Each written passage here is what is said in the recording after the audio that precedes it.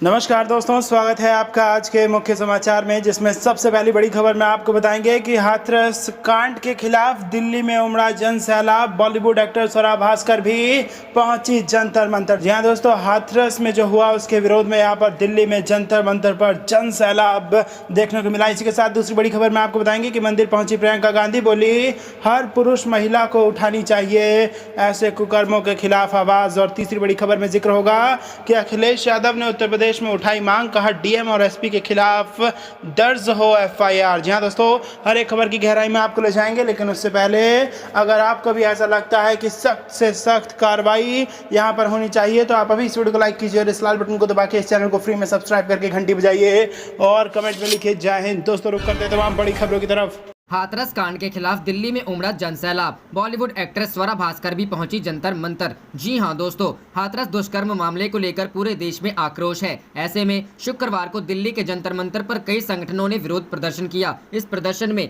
आम आदमी party, Bhim army से लेकर कई राजनीतिक दलों के नेता भी शामिल हुए। सीपीएम के महासचिव सीताराम येचुरी और सीपीआई नेता डी राजा भी इस प्रदर्शन में शामिल होने के लिए जंतर मंतर पहुंचे। सीताराम येचुरी ने कहा, यूपी सरकार को सत्ता में रहने का कोई अधिकार नहीं है। हमारी मांग है कि पीड़ित परिवार को न्याय दिया जाए। दिल्ली के वाल्मीकि मंदिर में शुक्रवार को पीड़िता के लिए प्रार्थना सभा की गई। प्रार्थना सभा में कांग्रेस महासचिव प्रियंका गांधी समेत कई कांग्रेस कार्यकर्ता शामिल हुए। प्रार्थना सभा में प्रियंका गांधी ने कहा, दुख की घड़ी में पीड़िता का परिवार अकेला है। हमारी बहन के साथ न्याय होना चाहिए। हमें अन्याय के खिलाफ राजनीतिक लड़ाई तेज करनी होगी। मैं प्रार्थना सभा में शामिल होने के लिए यहां आई हूं। दिल्ली के मुख्यमंत्री अरविंद केजरीवाल ने शुक्रवार को कहा कि हाथरस की घटना बहुत दर्दनाक है और पीड़िता के परिवार के साथ सरकार का व्यवहार ठीक नहीं है। हम लोकतंत्र में रह रहे हैं और सत्ता में बैठे लोगों को यह नहीं भूलना चाहिए कि वे इस देश के मालिक नहीं बल्कि सेवक हैं। हाथरस की घटना के विरोध में जंतर मंतर पर प्रदर्शन में शामिल हुए भीम आर्मी प्रमुख चंद्रशेखर आजाद, उन्होंने कहा कि मैं हाथरस का दौरा करूंगा। हमारा संघर्ष तब तक जारी रहेगा जब तक यूपी के सीएम इस्तीफा नहीं देते। मैं सुप्रीम कोर्ट से घटना का संज्ञान लेने का आग्रह करता हूं।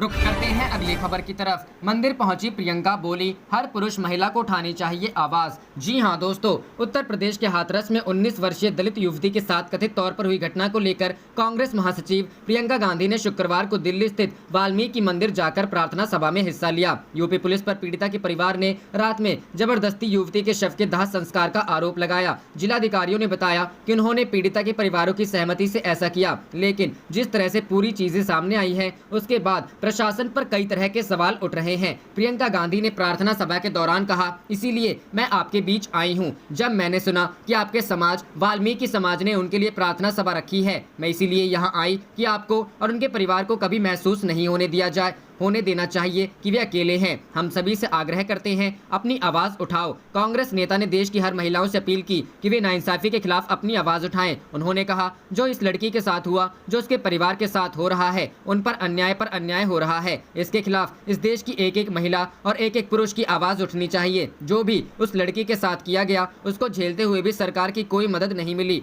एक दिन पहले गुरुवार को कांग्रेस नेता राहुल और प्रियंका गांधी दोनों ही हाथरस पीड़िता के परिवारों से मिलने के लिए जा रहे थे, लेकिन यूपी पुलिस ने उन्हें ग्रेटर नोएडा एक्सप्रेस वे पर रोक लिया था। इस दौरान राहुल ने पुलिस पर बदसलूकी और धक्का देकर जमीन पर गिराने का भी आरोप लगाया। रुक करते हैं अगली खबर की तरफ। अखिलेश यादव की मांग, डीएम और एसपी के खिलाफ दर्ज हो एफआईआर। जी हां दोस्तों, उत्तर प्रदेश के हाथरस पीड़िता के दम तोड़ने के बाद देश भर में आक्रोश का माहौल है। वहीं पीड़िता के परिजनों को इंसाफ दिलाने के लिए समूचा विपक्ष एक सुर में पीएम मोदी और सीएम योगी पर हमलावर है। इस बीच समाजवादी पार्टी के अध्यक्ष अखिलेश यादव ने ट्वीट कर प्रदेश के डीएम और एसपी के खिलाफ एफआईआर की मांग की है। सपा अध्यक्ष ने ट्वीट कर लिखा, आज हाथरस की बेटी के लिए मौन व्रत रखने और धरने पर बैठने जा रहे सपा के वरिष्ठ नेताओं व विधायकों को भाजपा सरकार ने गिरफ्तार करके बापू शास्त्री की जयंती के दिन सत्य की आवाज अहिंसक तरीके से दबाई है, निंदनीय। उन्होंने कहा कि सपा हाथरस के डीएम एसपी पर एफआईआर की मांग करती है। समाजवादी पार्टी कार्यालय की ओर से जारी ट्वीट में कहा गया, लखनऊ में शांतिपूर्ण पैदल मार्च कर रहे सपा विधायकों को पुलिस द्वारा दमनकारी सत्ता के इशारे पर रोकना निंदनीय। बापू ने सदा अहिंसा का वरुण किया। हाथरस में हैवानियत की शिकार बेटी के समर्थन में और भाजपा सरकार के अत्याचार के खिलाफ गांधी प्रतिमा तक मार्च निकाल रहे विधायकों को अहंकारी, डरी हुई सरकार ने रोका। रुक करते हैं अगली खबर की तरफ। हाथरस केस, उमा भारती ने योगी आदित्यनाथ से कहा विपक्षी नेताओं और मीडियाओं को परिवार से मिलने दें। जी हां दोस्तों, हाथरस मामले को लेकर सवालों के घेर में आई यूपी पुलिस को लेकर अब बीजेपी की वरिष्ठ नेता उमा भारती ने भी सवाल उठाए हैं। उमा भारती ने एक के बाद एक ट्वीट के जरिए प्रशासन पर सवाल उठाते हुए यूपी के सीएम योगी आदित्यनाथ से इस मामले में इंसाफ की अपील की है। उमा भारती ने कहा है कि अगर मैं कोरोना पॉजिटिव ना होती तो आज उस परिवार के साथ वहां बैठी होती। यूपी से सांसद उमा भारती ने है सीएम से आग्रह किया है कि मीडिया और विपक्षी नेताओं को पीड़ित परिवार से मिलने दे। हमने राम मंदिर का भी शिलान्यास किया है, हमने राम राज्य का दावा किया था। उमा भारती ने अपने 8 ट्वीट में लिखा, आदरणीय योगी जी, आपको जानकारी होगी मैं एम्स ऋषिकेश एम्स में भर्ती हूं। आज मेरा 7वां दिन है, इसलिए मैं अयोध्या मामले में सीबीआई कोर्ट में नहीं पहुंच पाई। मैं किसी से मिल नहीं सकती, फोन नहीं कर सकती, लेकिन टीवी है जिससे मुझे समाचार मिल रहे हैं। उमा भारती ने लिखा, मैंने हाथरस की घटना देखी। पहले तो मुझे लगा कि मैं ना बोलूं क्योंकि मुझे लगा कि आप इस संबंध में ठीक ही कार्रवाई कर रहे होंगे, लेकिन जिस प्रकार से पुलिस ने गांव के पीड़ित परिवार की घेराबंदी की है उससे विभिन्न आशंकाएं जन्मती हैं। एक अन्य ट्वीट में उमा भारती ने कहा, एक दलित परिवार की बिटिया थी, बड़ी जल्दबाजी में पुलिस ने उसकी अंत्येष्टि की और एक परिवार एवं गाँव की पुलिस के द्वारा घेराबंदी कर दी गई है। मेरी जानकारी में ऐसा कोई नियम नहीं है कि एसआईटी जांच में परिवार किसी से मिल ना पाए। बीजेपी नेता ने अपने अगले ट्वीट में लिखा, हमने राम मंदिर का शिलान्यास किया, देश में राम राज्य लाने का दावा किया है, किंतु इस घटना पर पुलिस संदेहपूर्ण कार्रवाई से आपकी यानी यूपी सरकार की और बीजेपी की छवि पर आंच आई है। उन्होंने आगे लिखा, आप एक बहुत ही साफ सुथरी छवि के शासक हैं। मेरा आपसे अनुरोध है कि मीडिया कर्मियों को और अन्य राजनीतिक दलों के लोगों को पीड़ित परिवार के लोगों से मिलने दीजिए। रुख करते हैं अगली खबर की तरफ। चंपारण से कांग्रेस का चुनावी शंखनाद, सोनिया ने कहा भय, भ्रम और भावना का व्यापार कर सरकार चला रहे हैं। जी हां दोस्तों, कांग्रेस अध्यक्ष सोनिया गांधी ने शुक्रवार को चंपारण की धरती से चुनावी शंखनाद किया। सोनिया ने कहा कि जानबूझकर भय का माहौल बनाया जा रहा है। कुछ लोग भय, भ्रम और भावना का व्यापार कर सरकार चला रहे हैं। लोग सावधान रहें और सही फैसला लें। कांग्रेस की हर नीति में जनता की भागीदारी होती थी, आज चंद लोगों के लाभ के लिए नीतियां बनाई जा रही है। कांग्रेस ने वंचित समाज, दलितों, महिलाओं, युवाओं और किसानों को मजबूत बनाने को जितने भी कानून बनाया उन्हें कमजोर किया जा रहा है। कांग्रेस अध्यक्ष शुक्रवार को चंपारण में आयोजित गांधी चेतना रैली को संबोधित कर रही थी। इस वर्चुअल कार्यक्रम में उन्होंने चंपारण में बनी महात्मा गांधी की प्रतिमा का अनावरण किया और वहां उपस्थित लोगों के साथ पटना में पार्टी के जुड़ने वाले अनुसूचित जाति के लोगों को संबोधित किया। उन्होंने कहा कि कांग्रेस ने मनरेगा के साथ सूचना का अधिकार कानून बनाया। जब भी जनप्रतिनिधियों पर सवाल उठे तो सरकार ने फैसला लिया, आज उल्टा हो रहा है। अगर मनरेगा नहीं होता तो कोरोना काल में कितने गरीब भुखमरी के शिकार हो जाते। सूचना के अधिकार को इतना कमजोर कर दिया गया कि आप सवाल पूछते रह जाएंगे, जवाब नहीं मिलेगा। रोजगार देने वाली संस्थाओं का निजीकरण किया जा रहा है, करोड़ों लोगों का रोजगार छिन गया। किसानों की हालत किसी से छुपी नहीं है। महात्मा गांधी के विकास का मतलब था कि उसकी महक कतार में अंतिम व्यक्ति तक पहुंचे। चंपारण में नील की खेती का उन्होंने विरोध इसलिए किया कि उससे चंद लोग मालामाल हो रहे थे, किसान बेदहाल हो रहे थे। आज जो भी हो रहा है उससे किसान व आम जनता परेशान होती है और चंद लोग लाभ लेते हैं। सच्चाई को कांग्रेस ने अपने कार्यशैली में अपनाया है। आज जो लोग महात्मा गांधी का नाम लेते हैं वही अपने कार्यों से उनके वसूलों को चूर कर दे रहे हैं। बस अब बहुत हो गया, हम गांधी के सपने के विकास के लिए संघर्ष करते रहेंगे। पटना से रैली में जुड़े बिहार कांग्रेस प्रभारी शक्ति सिंह गोहिल ने सोनिया गांधी का स्वागत किया। प्रदेश अध्यक्ष मदन मोहन झा, अभियान समिति के अध्यक्ष डॉक्टर अखिलेश सिंह, विधायक दल के नेता सदानंद सिंह, कार्यकारी अध्यक्ष डॉक्टर अशोक राम, कौकब कादरी, श्याम सुंदर सिंह धीरज और समीर सिंह भी सदाकत आश्रम से कार्यक्रम में जुड़े थे। रुख करते हैं अगली खबर की तरफ। बिहार विधानसभा चुनाव, महागठबंधन में सीट बंटवारे पर बनी सहमति, कांग्रेस को मिली 68 सीटें। जी हां दोस्तों, बिहार विधानसभा चुनाव की तारीखों की घोषणा होने के साथ ही सभी दलों के बीच सीट बंटवारे को लेकर उठापटक जारी है। इसी बीच जानकारी के अनुसार महागठबंधन के बीच सीटों का विवाद सुलझ गया है। राजद, कांग्रेस और भाकपा माले के बीच सीट बंटवारे को लेकर सहमति बन गई है। मीडिया रिपोर्ट के अनुसार बिहार विधानसभा की 243 सीटों में कांग्रेस को 68 और भाकपा माले को 19 सीट दी गई है। वहीं सीपीएम को भी सीट देने की बात कही जा रही है। हालांकि इसकी आधिकारिक घोषणा भी बाकी है। वहीं राजद ने अपने प्रत्याशियों को चुनाव निशान बांटने की कवायद शुरू कर दी है। प्रथम फेज की 71 सीटों में से 1/4 प्रत्याशी चुनाव निशान हासिल कर चुके हैं। गुरुवार को ऐसे प्रत्याशी 10 सर्कुलर रोड आए और अपना चुनाव चिन्ह प्रपत्र लेकर चले गए। राजद के वरिष्ठ राष्ट्रीय पदाधिकारी भोला यादव ने बताया कि चुनाव सिंबल बांटने की कवायद शुरू हो चुकी है। इससे पहले पार्टी के जानकारों के अनुसार पहले चरण के लिए करीब 20 सीटों को छोड़कर राजद ने अन्य सभी सीटों पर अपने प्रत्याशियों को हरी झंडी दे दी है। गुरुवार को दिन भर चली वर्चुअल मीटिंग के बाद कुछ बात बनी है। काराकाट, आरा, ओबरा और सासाराम सहित 3-4 अन्य सीटें कांग्रेस के लिए राजद ने छोड़ दी है। जहानाबाद और मसौड़ी पर अब भी पेच फंसा हुआ है। रुख करते हैं अगली खबर की तरफ। बिहार चुनाव 2020 महागठबंधन में मन गई बात। सीपीआई एमएल को आरजेडी 15 सीटें देने पर राजी। जी हां दोस्तों, राजद और माले के बीच सीट शेयरिंग को लेकर बात मुकाम तक पहुंच गई। माले के लिए राजद लगभग 15 सीटें छोड़ने पर सहमत हो गया। हालांकि जनधार वाले जिलों में सीट को लेकर माले अभी अड़ा है, लिहाजा सीटों की संख्या में थोड़ी और वृद्धि हो सकती है। राजद और माले के बीच 4 दिन से चल रहे गतिरोध को दूर करने की कोशिश राजद ने गुरुवार को दिन से ही शुरू कर दिया। दिन में राजद विधायक भोला यादव और सांसद मनोज झा माले कार्यालय जाकर दीपांकर भट्टाचार्य से मिले, लेकिन वहां बात नहीं बनी और उन लोगों ने शाम राबड़ी आवास आने का न्योता माले महासचिव को दिया। राजद के न्योते पर माले महासचिव ने राबड़ी आवास जाकर तेजस्वी यादव से बात की। बैठक में अब्दुल बारी सिद्दीकी, मनोज झा और भोला यादव भी थे। बातचीत में सीटों की संख्या को लेकर मामला लगभग सुलझ गया। साथ ही माले ने महागठबंधन के साथ ही चुनाव लड़ने की सहमति दे दी, लेकिन सीटों को चिन्हित करने में संख्या में कुछ बदलाव हो सकता है। माले अपने जनाधार वाले जिलों में कुछ और सीटें मांग रहा है, जिस पर तेजस्वी यादव भी तैयार हो गए हैं। ऐसे में माले की सीटों की संख्या 15 से कुछ बढ़ सकती है।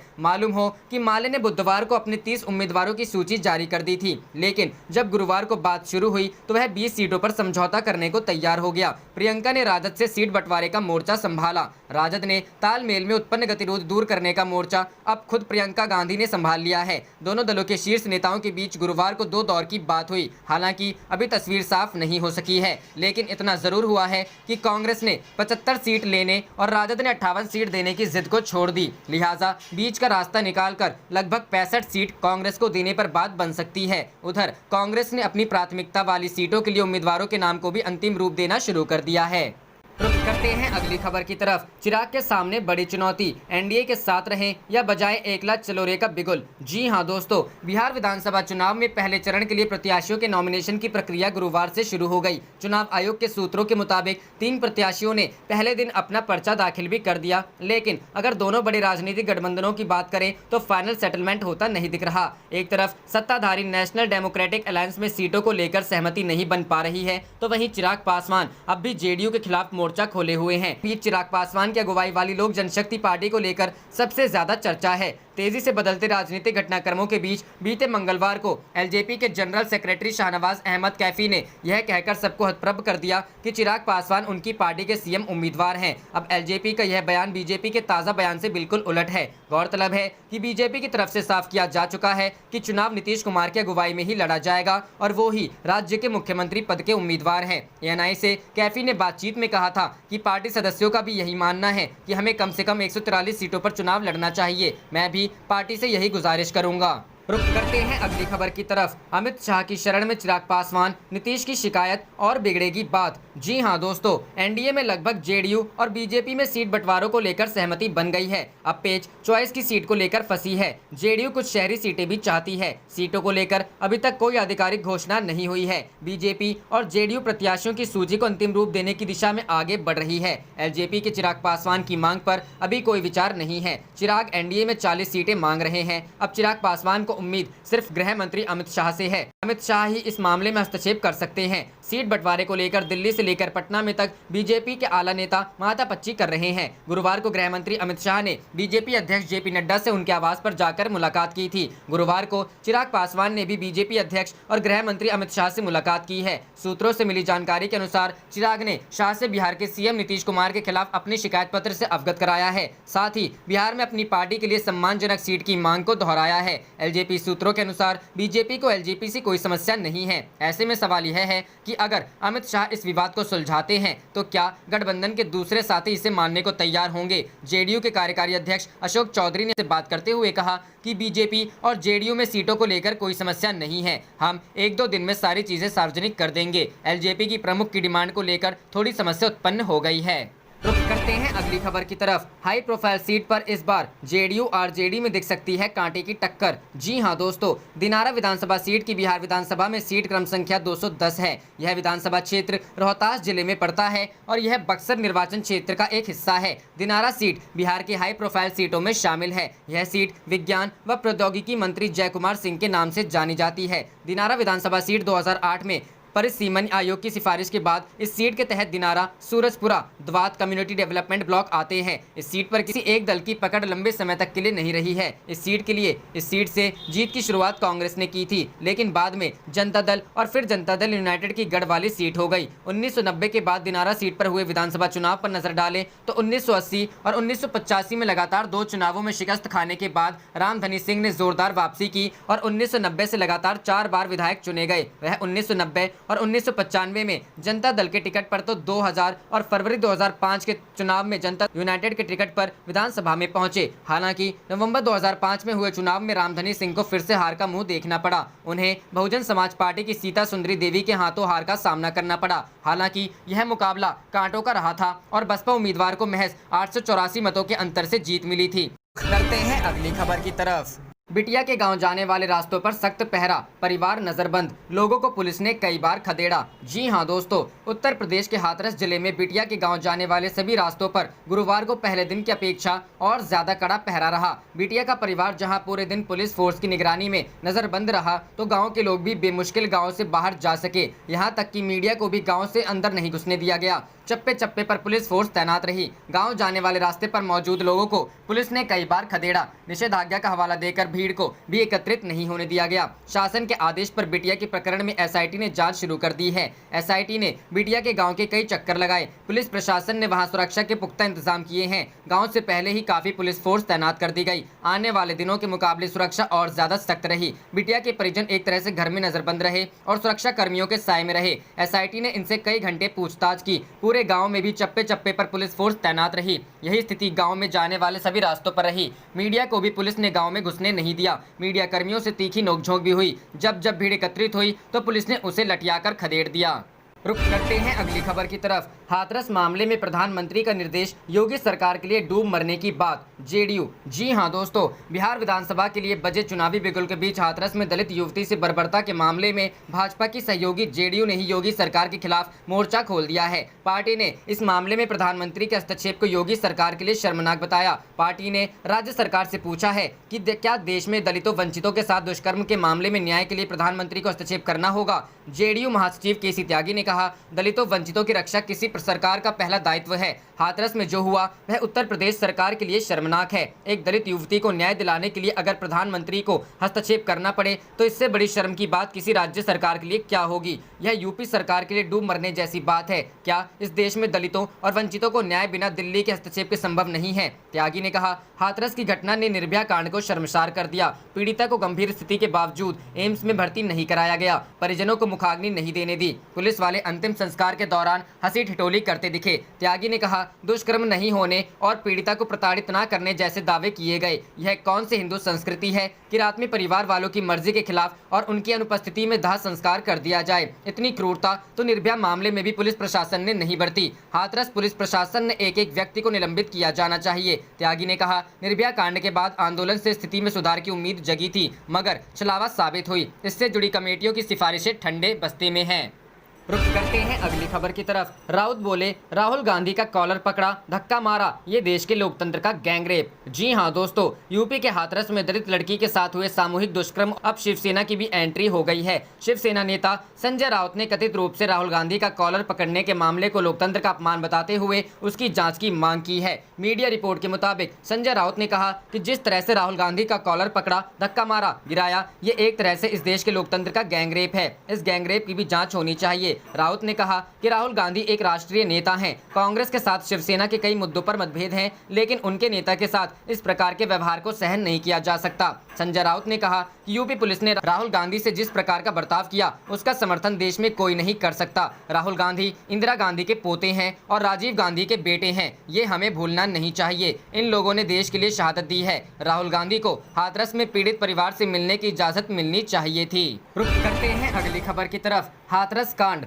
योगी सरकार पर केजरीवाल का वार, सत्ताधारी खुद को देश का मालिक नहीं सेवक समझे। जी हां दोस्तों, हाथरस केस के बाद से उत्तर प्रदेश की योगी सरकार विपक्षी दलों के निशाने पर है। वहीं आम आदमी पार्टी के राष्ट्रीय संयोजक और दिल्ली के मुख्यमंत्री अरविंद केजरीवाल ने इस घटना को बेहद दुखद और शर्मनाक बताते हुए योगी सरकार पर निशाना साधा है। उन्होंने कहा है कि सत्ताधारी लोग खुद को देश का मालिक नहीं सेवक समझे। सीएम केजरीवाल ने कहा कि हाथरस की घटना बहुत दर्दनाक है और पीड़ित परिवार के साथ सरकार का आचरण ठीक नहीं है। हम लोकतंत्र में रह रहे हैं और सत्ता में बैठे लोगों को यह नहीं भूलना चाहिए कि वे इस देश के मालिक नहीं बल्कि सेवक हैं। आम आदमी पार्टी सांसद संजय सिंह भी इस घटना के बाद से लगातार योगी सरकार पर निशाना साध रहे हैं। उन्होंने कहा कि आज योगी सरकार के शासन में बेटियां सुरक्षित नहीं हैं। बेटियों के खिलाफ अपराध तेजी से बढ़ रहा है। उत्तर प्रदेश में माता पिता अपनी बेटियों को घर से बाहर भेजने से डरते हैं कि वो वापस आएंगी भी या नहीं।